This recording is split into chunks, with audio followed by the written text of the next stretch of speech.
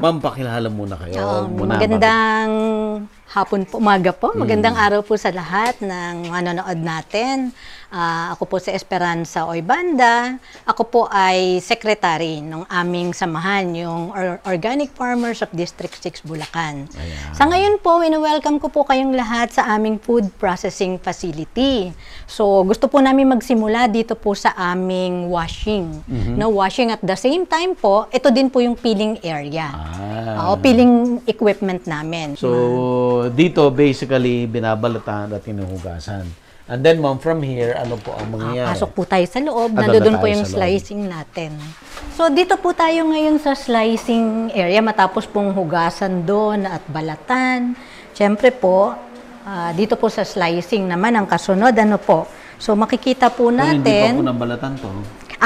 Yun po, ang kamote po, yung sample po natin doon kanina ay saba. Ito pong kamote hindi po talaga binabalatan.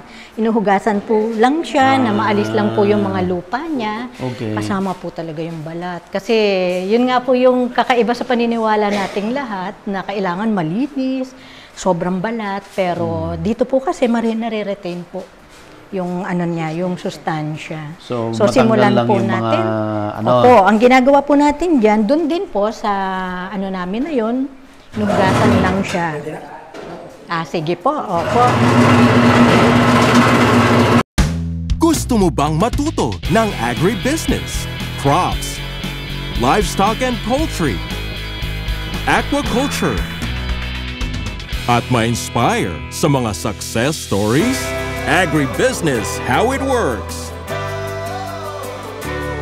As a YouTube channel, Agribusiness features entrepreneurs, farmers, organizations, OFWs, investors. However, beyond our usual content and official endorsements, Agribusiness does not engage in other business dealings with them. While our viewers and featured individuals and entities may choose to pursue business deals with each other on their own, we encourage them to be cautious in doing so. So, ito po yung process natin.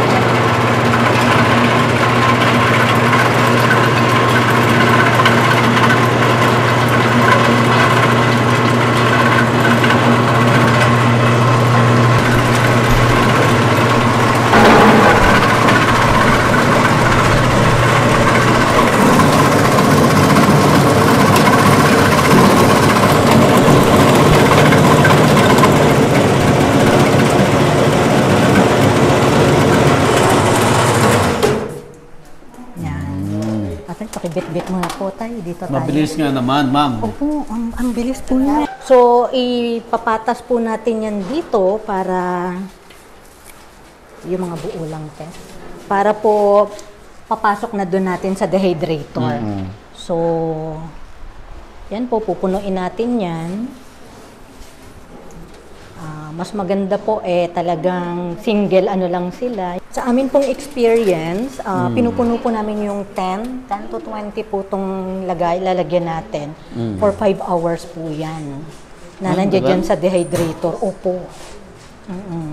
So ito po actually, ang nakikita nga po namin dito, pag summer po, parang less than an hour. Kasi ang bilis po nung init ng araw pagka summer. Tapos may net para hindi naman po siya langawin. Isang oras lang po. Yung 10 kilo niya, sabi dry niya, na? Dry na po. Nung dinala niya dito, konting ano na lang po kami. Salang dito sa dehydrator para matiyak namin yung moisture content po talagang tama na, wala na. So, pagka ganyan po, pwede na po yan nating Pwede na to? ilagay po. Oo. Yan.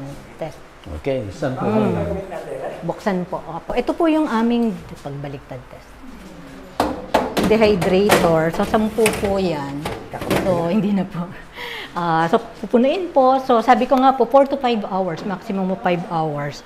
Kung puno. Actually, siksik pa po talaga dapat yung paglalagay. Mas siksik pa. Para matiyak natin na sapat po yung panahon at saka yung content niya. So, ito po yung aming dehydrator. Pagkatapos po dyan, dito na po namin siya pinapowderize. Yan. Opo. Yun po, yung mga dried na yan, dito po namin siya pinapowder. Meron po kaming powder dyan, nag-production po nung nakaraan ng munggo. Kaya lang Patingin, powder ma'am. na. Tingnan natin. Ito yan, po ma'am. yung product natin. Diyan na lang po. Ito po, 20 nung kilos. nakaraan po, buksan ko po to. Nakaraang week po, nag-process tayo ng munggo. So, munggo Munggo flour po po ito? to. Opo. Kasi para po dun sa ating Nutriban nga. Yung green po na matigas. Ang kagandahan sa munggo po, 1 oras na lang po itong sinasalang dyan o minsan sinasanlag lang po namin. Puti rin. Tsaka ang sarap po, parang Masarap? pulburon. Paano kakain yan, ma'am? Ginaganon po na yun, parang nilalagyan Parang ko. pulburon? Parang pulburon. Pero matabang po yan. Matabang. Matabang. Pero luto lang po yan. Luto lang.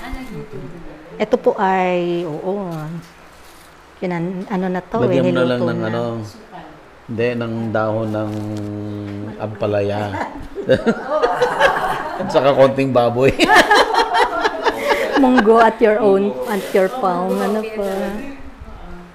Ako din po. Munggo. Lasang munggo. Yan ang protina. Kaya po yung tinapay, merong protina, may carbohydrates, may malunggay, may kalabasa. Kompleto po siya. Yay! Okay. We will proceed na sa tinapay. Okay, let's go sa tinapay.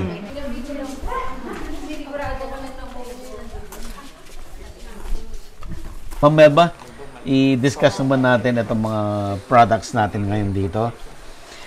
Mga ka-agribusiness, ito na po ang negosyo ng mga magsasaka natin, nag-organiko. So lahat po ng raw materials ay itinanim po ng mga magsasaka in an organic way. Kaya po chemical-free, walang preservatives. Ito pong ating mga produkto. Yun pong munggo at kamote na nakita natin kanina, ito po yung nagiging harina.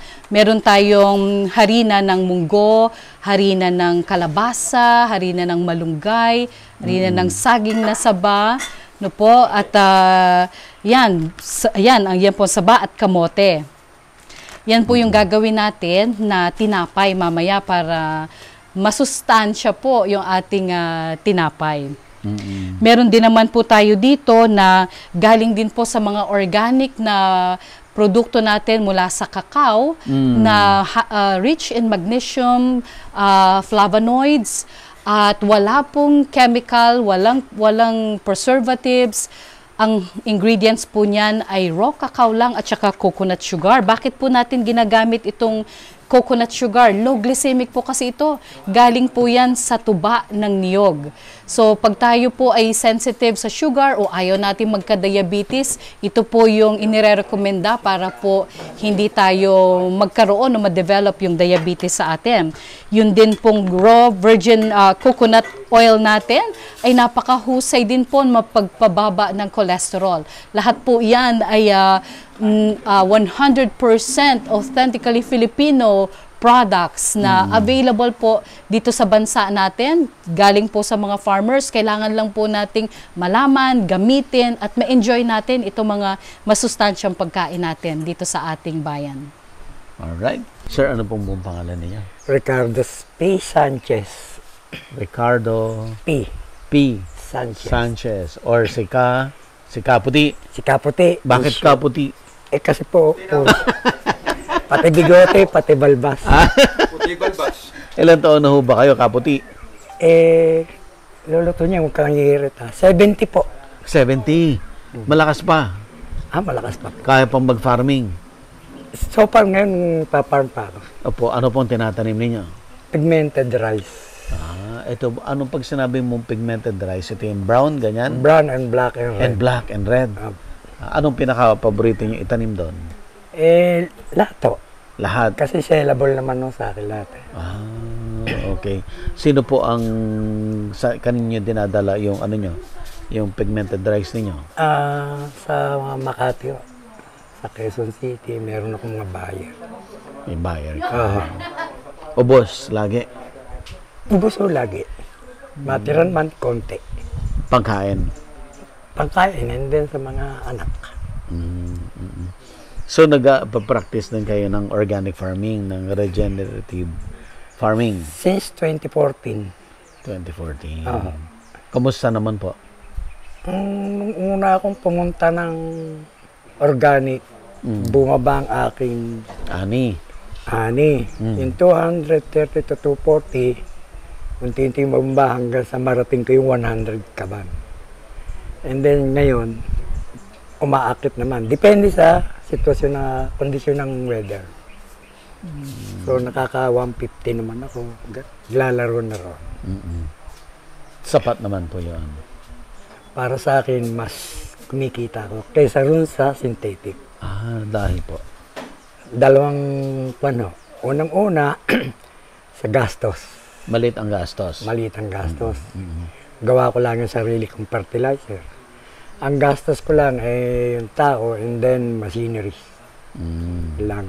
Ang buto, Ang buto binhi, tinatabi mo lang din. yung brown rice, tinatabi ko. Pero yung black rice, Nabili ka. red rice, hindi ko.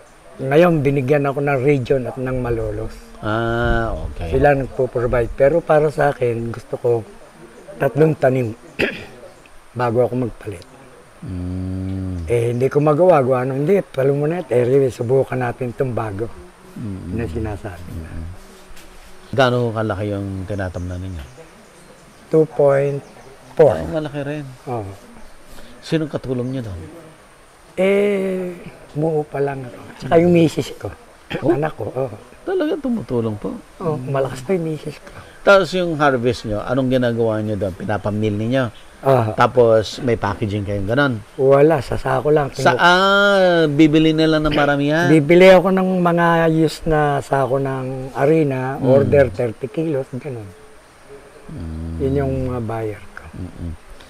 Okay, Kaputi, masasabi nyo ba sa audience natin tama yung ginagawa ninyo? Unang-una, bakit nga hindi tama? Kalikasan, naalagaan natin. Kalusugan, naalagaan natin. And then, ang kita, maganda naman. Kasi, tayo, nasusilaw tayo dun sa laki ng volume na inaani natin sa synthetic. Pero hindi natin nakikita yung gastos natin. Ang laki din. Ang laki. Ang mas importante, pag sinuma mo, ilan ang natira? Yan ang mas importante. Sa 4 na buwan, ilan ang natira sa iyo? Ganun lang naman ang simpleng tuos. Compare sa organic, na simple-simple rin tuos. Yan let's say, 50 kilos ng palay. Magkano sa white rice yun? Pinakamataas na ang 25 pesos. How much is 50 kilos? Compare sa 50 kilos ng black rice or red rice. Pag pinakiskis nyo, makaka-recover ka ng 30 kilos. Ang benta ko naman is 100. Layo. So, malayo. Yung white rice, pag ibinenta ko ng ganon. Magkano lang yan? Magkano lang. Ang 30 kilos sa magkano pa ang bigas ngayon ng white rice? Doon lang, simple-simple. Magkano ba ngayon? Hindi ko kasi ako bumibili ng bigas. Pero magkano niya yung Ayun sa akin, hindi ninyo? ako nagtataas sa 100 pa rin. Kasi kasi naman to, ang bumibili naman sa akin, talagang mga high-end. High-end. Yung mayayaman naman, talagang conscious sa health. Oo. Yun ang mga ko. Kaputi, maraming salamat po. Okay, Engineer, ano pong buong pangalan ninyo? Ako po si Engineer Angelito Mercado de Guzman. Ano po ang nickname ninyo? Tolits po. Tolits. Opo. Modern. Modern. Meron po akong farm sa Donasyon. Kung tawagan po Angel Tolits Integrated Farm. Saan po yun? Dito lang po sa Donasyon. Under po siya ng ATI as learning site. At the same time, under din po siya ng TESDA as farm school. Ganun ba? Ay, Opo. big time pala si Hindi po. Sir Tolits eh. Dati po ako empleyado nating gobyerno nung aking umabot ng 60. Nag-resign Ano pong ano yun? Dati kayo sa ano? sa local government po, Valenzuela. Valenzuela. Opo. Kaya ganun po. Under ng anong departamento? Engineering po. Engineering Dati po. talaga. Okay. Sir Tolits, kumusta yung farm ninyo? So far, tumatakbo naman mula nung kayo mag-resign. Medyo napaganda po yata ng konti kasi po, naiwasan po namin yung hindi pag-harvest ni kamukha nung dati na hindi kami, ako nakamonitor. Kung saan po kami may mga crops, meron po kami mulberry. Pag panahon po ng mulberry, talaga po sobrang dami ng hina-harvest. At marami pong nahuhulog. So, nag-practice po gawin siyang jam. Yun po yung aming binibenta mo. Sorry po, hindi ko nakapagdala kanina. Mulberry po. Ang Mulberry jam. Opo. At the same time, since integrate po, meron po din kaming mushroom. Mushroom? Anong Opo. klaseng mushroom? Oyster Mushroom, yung opo. puti. Puti. Kung saan po kami nagpuproduce ng binhi hanggang sa mamunga. Kayo din gumagawa ng Opo. binhi. Sa ngayon po, tinutulungan kami ng DOST para makakuha kami ng machine, gaya ng high fryer vacuum machine, kung saan mas madali po sana ma-fried at higit sa lahat less oil po pag lumabas po sa machine na yun. Pati po yung crops, kasi sama po kami na organic, ang balak po namin, kunin lahat yung nag-organic na mga nagka-crops at ilagay din po sa frying. Kagaya po ng mga uso na gulay na fried na malutong. Kaya po binabalak po namin. The same time buuin. At yun po yung aming sasamahan. Makatulong po kami sa magsaka ng mga nag-organic. Minsan po kasi problema namin buyer Pa rin. Lagi pa rin. Lagi pa rin po problema. Kasi nga po, unang-una, hindi po namin kayang pantayan yung harvest ng chemical sa organic. Sa dami. Sa dami po at sa ganda ng gulay. Sa ganda. Opo, pero mas healthy po ang organic. Even to na hindi siya kasing katulad nung chemical. Yun lang po yung pagkakaiba nun. Sir Tolitz, kayo po ang Vice President po ng organization ninyo. Opo, Organic Farming of District 6. Of District 6 ng Bulacan. Ako po yung acting na Vice Chairman. Vice Chairman. Opo. Okay. At the same time, meron din po kami rabbit at ginagamit po namin na yung kasing waste ng rabbit gamit at sa ilalim po noon meron kaming vermi. Kung saan po namin ginagamit pampaganda ng halaman lahat po kanyang vermicast. Yun po, at marami din po kami na Rhode Island kasi po tinawag na organic po integrated po yung farm namin kung saan iniwasan po namin ng maraming waste. Kasi po yung waste, marami po ding pagkakapirahan dyan. Kaya po ng waste ng mushroom, pag binigay po namin sa bulati yan, within 1 day to 2 days, vermicast na po siya kung saan binibenta po namin siya. At the same time, mas marami siya magpadami ng vermi. Kung saan po, minsan binibili po sa amin ng government, gaya sa Kapitolyo. Since grupo kami, marami po kami nagbebenta niyan. Kuya lang po yung kuha sa amin. Sir Tolitz, bilang engineer, civil ka ba, sir? Opo. O bilang civil engineer, sir, na retired, nung nag-farming ka, ano ang kagandahan nun na ikaw ay isang engineer? Paano mo yan in-apply? Una po, nung bago ako nung pagka-resign, naggawa po kami ng mga greenhouse na mga special na size. Meron po isang greenhouse, more or less, mga 500 square meter, 200 square meter. Laki. Laki po sa beyond sa limit. At the same time, mukhang enjoy po ako magsaka kaysa maging hinyero. Kasabi nga po, kung saan mo nakahiligan, parang hinahanap niyo yung mga nakatanda nating kagawian. Lalo po kay sinilang na talagang alak lang po ng magsasaka. Sabi nga po, medyo may edad na, parang hinahanap ko na magsaka. At ako po yung natutuwa kung saan ako po palaging ting umaga papasasapam kahit na medyo mainit na, enjoy po makita yung aking tanim at umaharbis po. At sa higit sa lahat, makatulong po sa kalusugan ng ating mamayan. Engineer, sa ngayon, kumikita ba? Sa ngayon po, kumikita na po yung farm kasi nga hindi po gano'n dati. May kita po dyan. Sabi nga po, wala pong hindi pagkakita. Gaya po nasabi ko, lahat pati waste, kung ikaw ay marunong mag-function o marunong po magpatakbo ng business bilang farming o farmer, yan po yung nakukumbert natin sa pera. Yan. So, hindi lang yung mismong produkto, pati yung waste, pinagkakitaan po. Gaya po ng mga buwangka, gaya po ng mulberry. Yung barrier lang po namin, pero malakas po namin pagkakitaan ng pera yan. Kaya gano'n. Pero hindi po ng livestock. Kaya gano'n. May livestock ka rin. May isda din kasi integrate po siya. Tilapia, kasi kailangan po yung waste ng aming crops o vegetables, binibigay po namin sa isda, sa rabbit o kaya sa kambing. Kung saan po nakukumpet din po sa pera. Kasi yung waste po na yon, gaya ng tubig ng plastic, pinandidilig po namin sa halaman. Gano'n po. Okay, sir. Maraming salamat po. Thank you po. Grabe, galing ni Mother. Ito pong May bonus ako, mag-interview na ako. Meron pang magtatanggal ng lamig. Kung gusto niyo po, Bularia po yan. hindi, nag-ano lang po ako. Kasi Nag-test na po ako, nagbuntis po ako, hindi na nakatapos.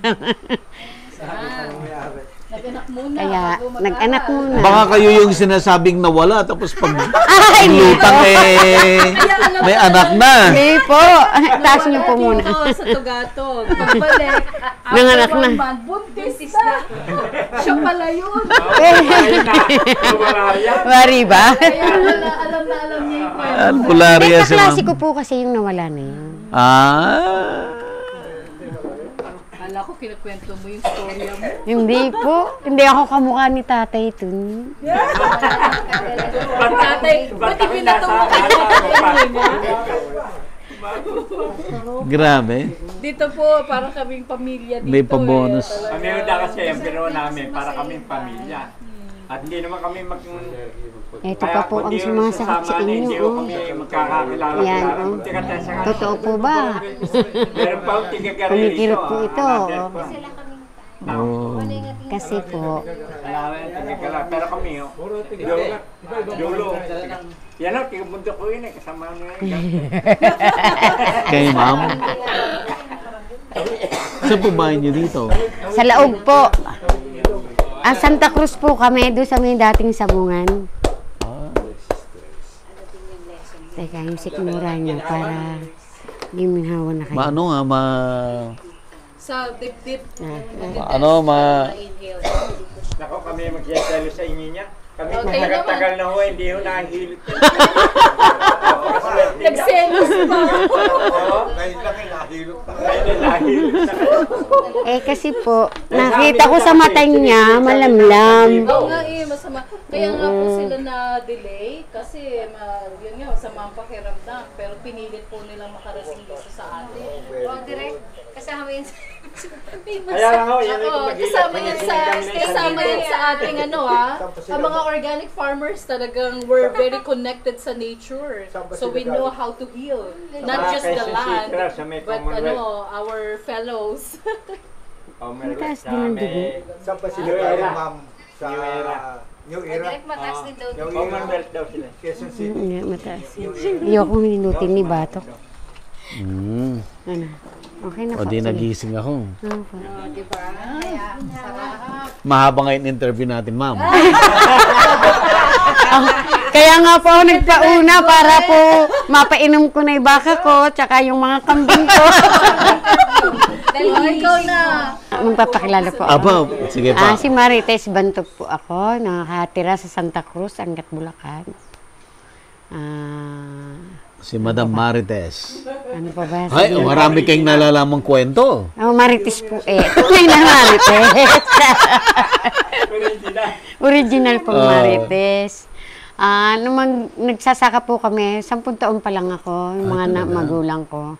Nagtitinda po ako ng mga sitaw, ganyan, mga okra. Nagkaasawa po ako, naging tindera ako, mananahi. At tapos ngayon naman po, yung pong mister ko, napamanahan ng parang tenant ng saka. Doon kami ngayon sa bukid, sa Laog, Barangay Laog. Doon kayo nakatira. Opo, doon na po kami mag-asawa nakatira. Yung mga anak ko, din sa Santa Cruz. Kayong dalawa lang andun? Opo, kaming dalawa lang, nag-honeymoon po. Araw-araw kayo nag-honeymoon. Ano pong nga tinatanim ninyo? Ang kalabasa po, at Kalabasa. saka okra, may talbos din po ng kamote. May tanim din kami doon na ano ba yan? Guebano. Guyabano? Oho, may 50 puno po akong tanim doon. Tapos, mga saging na saba, ganun. Saka yung palay. Nagpapalay din. Opo, nagpapalay din po. Gaano ba kalaki yung lupa ninyo? Ano po yun? 2.5. Malaki rin. 5 hektarya po yun. Kahati po nung mister ko, yung kapatid niya. Pinaghati. Kaya ganun. Oo. Butit kaya nyo pa na magtanim-tanim? Ano naman po? Kayang-kaya pa dahil hindi po chemical lang ginagamit namin. Kailan Puro po kayo nag-start mag-organic? Ano pa po, since na nagsaka kami doon, mga 5 years na po siguro. Organic Ganun na. po. Hindi po ako palalason kasi yung kapatid ko po namatay sa cancer dahil sa Opo, sa mga chemical na yan. Mahilig sila sa ganoon. Kaya ganun. May alaga po akong 17 kambing, 3 baka. 17. Tapos, Ginagatasan nyo? hindi po. Bakit? Kulang pa po dun sa mga anak nila. Ganun. Okay. Tapos po, yung 5 baboy, 2 po ang inahin. Yung 3, gagawin ko pa pong inahin. Puti? Yung puti po, yung 3. Yung 2 po, native. Ano mas gusto nyo? Puti? Mas po, ang alagaan ang native. Mas mabilis. kasi hindi, pwede po yung mga gulay-gulay, yung mga natitira sa palengke. Oo, Hinihingi ko po, niluluto ko, pinapakain ko. Okay. Ganun. O wari na, mayroong pinagpilian ng okra do sa pagka nabomba yon, ang gagawin ko muna, pakukuluan ko, tatapon ko yung sabaw. Tapos pakukuluan ko uli, tsaka ako bibigyan ng darak. Ganun. Ano yung paborito niyong tinatanim? Kalabasa po. Kalabasa. So organic po ito? Opo. Pati okra. Pati organic din Opo, yung ala okra. pong lason-lason yan. Anong ginagamit niyong pangpalago sa kanya? Yun lang pong mga, yung molasses. Pagka po medyo may sakit, nagtitimpla po ako ng bawang, sibuyas, luya, sili, molasses. Binuburo ko po ng 1 buwan, saka ko po yun ang ipinambobomba. Sa kaya po yung pisamino. Fisamino, ano yun? Opo. Mabisa po? Mabisa po. Ala po akong yun lang po ang ginagamit. Kumusta naman po yung pagpa-farming? Nung primero po, yung bang kita mo ay kamukha nung pormero namin, ang kita ko lang, ang inani lang namin, 13 kaban. Sa palay? Sa palay. Gano'ng kalaki yun? Po yun, kalahating ektarya tinanim namin. 13 lang? Opo, 13 kaban. Dahil wala nga po akong inilagay na pataba. Okay. Ngayon po, yung mga jami na hiningi ko doon sa mga kapitbahay namin, ikinalat ko doon sa tubigan namin. Tapos sakay po yung tain ng baka. May bigay po ang gobyerno ng bulate. Yung puntai din po, isinasabog po namin. Saka po yung pataba na mensal, nabigay din po ng gobyerno na organic daw. Yun lang po ang nilalagay ko ngayon. Awa ng Diyos, nung sumunod na taon, naging 35 ang ani ko. Sumunod, nabagyo naman kami na dumapa yung palay. Nako, bumalik na naman sa 13. Ewan ko lang po ngayon. Sana po maganda ngayon at puti ho ba yung bigas nyo? Nung pong kulay? Nung pong kumanay ko ng 35, black rice po yun. Okay. Yung pong mga puti, parang hindi ako, Hindi mo gusto? Opo, na babagyo po kasi agad Talagang marites. Di, kumusta naman po yung pag-organic nyo? Okay po. Kumikita kayo? Opo, kumikita na po ako ngayon. Sa pag-organic, diyan sa kalabasa. Kalabasa at okra. Saan kayo nagbebenta nito? Sa palengke lang po. Tapos yung iba po, pagka po sobra dami na ng anik ko, pinadadala ko sa Balintawak.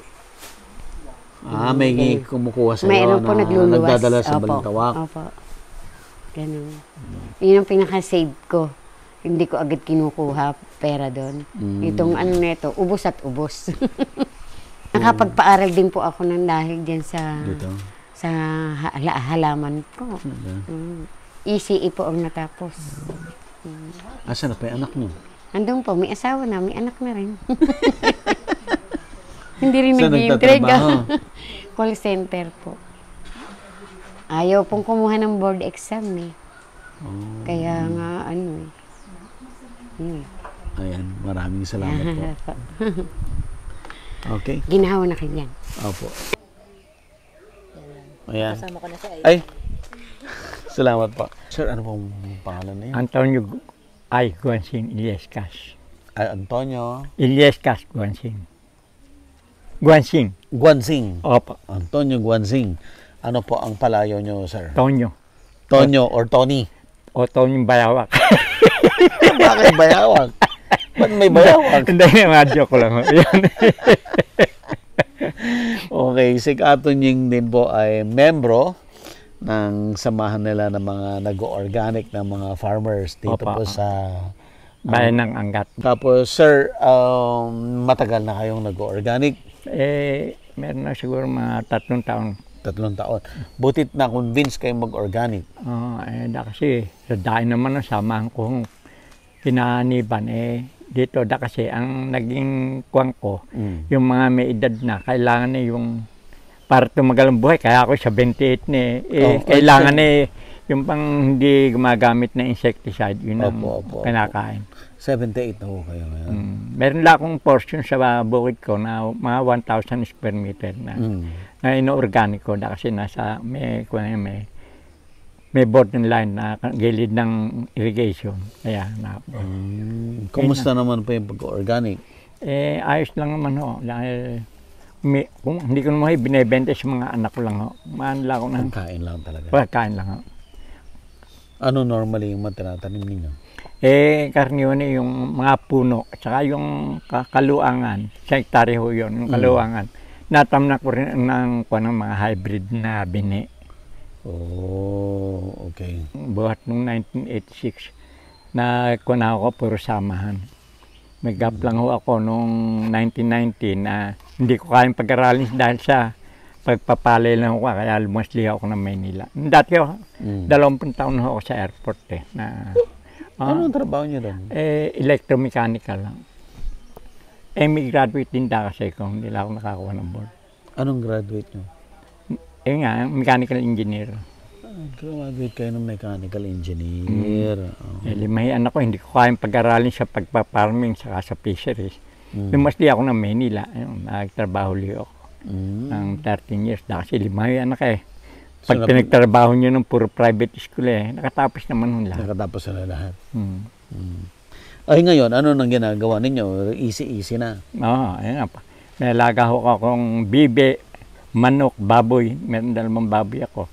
Yun lang ako, pagkakangaya kanina, pumunta ako sandali lang. Dahil meron nga ako rito. Nakain ko lang yung baboy. Pero marami rin ako yung mga tanim, saging, langka, balubad, yung kasoy. Mga sari, may kape pa ho ako na tanim. Marami akong tanim na kwan din. Mostly yung puro samahan, napakara. Ngayon lang binawasan ko na 7 pa ho samahan. Bakit? Yung iba hindi ko na kaya. Ngayon nga pinagkukuha na ako ng mga anak ko Nagre-retire ka na? Kasi dadalawa akong mag-asawa. Yung isang panganay ko, magsasakripisyo by September, mag-resign siya ng trabaho. Para lang alagaan kami. Kasi yung miss ko na stroke, kung minsan nahihilo. Para lang kami alagaan. Dalawa lang kayo doon sa bahay niyo? Pagkahuling-huling ko naman, may yung anak ko. Ayos naman lahat na 2 license engineer ko civil. May nasa pag-ibig ako, kundi ng professional din. I see. Pantay may siman. So, ibang-iba na buhay mo? Medyo iba. Nakapag-relax. Nakapanchichicks pa. Ilan taon na kayo? 70. Naikubo akong 2 pagka may pumupunta ron. Okay, begontak. May sama ako kami yung Farmer Association. Yun mo 2 times sa kwan. Kaya yun sa aming Christmas party, puro resort. Saka meron kami hugas kalawang. Inubang makayarin sa bukid. Yung parang pag-relax mo sa layo. Nagki-Christmas party ko kami. Alam mo yung mga magsasaka, may hilig ako pati order. So, kumusta yung pag-organic nyo? Nakatulong sa inyo? Mga anak ko nga pag-uwi, binibigay ko. Kaya lang ang problema namin, yung kiskisan. Malayo, kaya yung tanim kong organic. Sa regular na kiskisan ko na giling. Ngayon nakapropose yung magkaroon kami ng dehaler. Kaya may malagkit akong tanim. Saka yung malagkit, masarap? Galing ho ng Muñoz. May nag-promote ho sa amin na magtanda kami. Hindi ako pararaihin. Yung organic. Ako hindi na nawawala ng organic na tanim. Kasi maganda ho yung lupa ko eh. Dahil hindi mo na kailangan mag-fertilizer. Ngayon tayo ng manok lang. Kakakuha. Ngayon po. Maganda. Kaya hindi na kailangan ng fertilizer. Okay, sir. Sige. Po. Agribusiness merch is now available on Shopee and Lazada. Agribusiness, how it works. Instruct, inspire, succeed.